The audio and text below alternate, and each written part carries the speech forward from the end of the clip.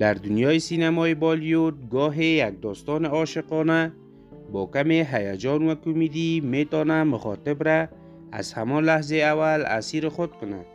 فیلم دهم محصول سال 2025 دقیقاً یکی از همین آثار است. قصه که از مراسم ازدواج شروع میشه اما در چند دقیقه همه چیز را به هم میریزه و به ماجرای پر از تعقیب، شلیک و رازهای ناگفته میبرد.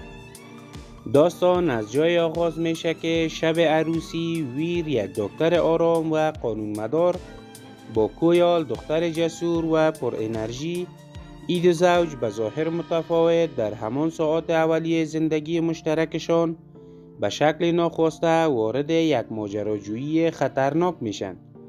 یک حادثه غیر منتظره باعث میشه که آنها درگیر تعقیب و گریز با گروهی از خلافکارا و حتی پلیس شوند.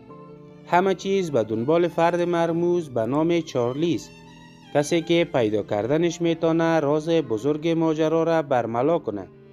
در طول مسیر ویر که همیشه از درد سر فرار کرده بوده مجبور میشه شجاعت واقعی خود را پیدا کنه. در مقابل کویال با روحیه جسورانیش سکانس هدایت ماجرا را در دست میگیره و با یک سخنرانی قدرتمند درباره حقوق زنان لحظه ماندگار در فیلم خلق میکنه. این داستان نه تنها ترکیب از عشق و خنده است بلکه در دل خود پیام‌های جدی هم پنهان داره. فیلم دهم به کارگردانی ریشاب سید ساخته شده و نویسندگی آن را آرش ورا و آدیتیا دار بر عهده دارند. این اثر توسط جایو استودیو و B62 استودیو در هندوستان تولید شده و در لوکیشن های شهری با فضای پر انرژی و رنگارنگ فیلمبرداری شده تا حس واقعی، هیجان و ماجراجویی را به مخاطب منتقل کنه.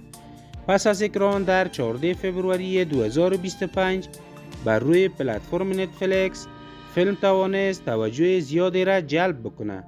در وبسایت راتن تومیتوز منتقدان به آن امتیاز 60% و بینندگان امتیاز حدود 75% دادند.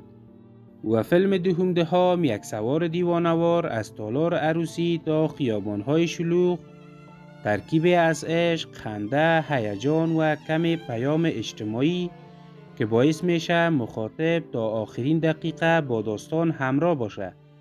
اگر به دنبال فیلمی هستین که هم سرگرم کننده باشه و هم کمی صحنه‌های غیر منتظره داشته باشه، این فیلم گزینه جذاب است. اگر از این ویدیو خوشتان آمد، ویدیو را لایک کرده و کانال سینما باز را سابسکرایب کنید و همچنان نظرتان را در مورد این فیلم بر ما بنویسین. تا دیدار بعد، بدرود.